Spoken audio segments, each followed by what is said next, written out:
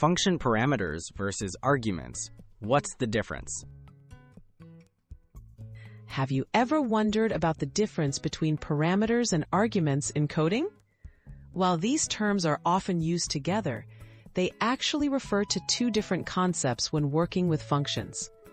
Understanding the distinction will help you write clearer, more effective code.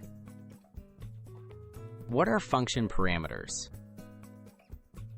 The parameters are placeholders defined in a function's declaration.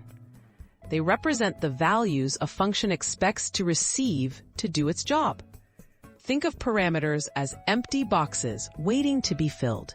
For example, in def greet name, the word name is a parameter. It tells Python that the greet function needs some information to work.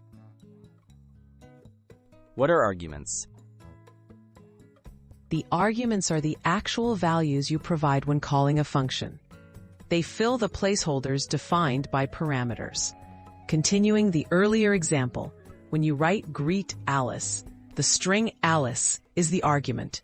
Arguments give real data for the function to process. How parameters and arguments work together? Parameters and arguments interact during a function call. When you call a function, each argument you pass gets matched to a parameter in the function's definition. This connection lets your code work with different data each time the function runs, making functions flexible and reusable. Why the distinction matters? Understanding the difference helps avoid confusion and errors. If you mix up parameters and arguments, you might set up your functions incorrectly, leading to bugs. Being clear about these terms makes your code easier to read, debug, and share with others. Quick recap.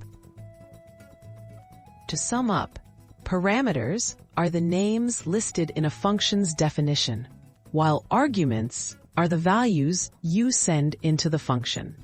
Keeping this distinction clear ensures you write more effective code and communicate better with other programmers.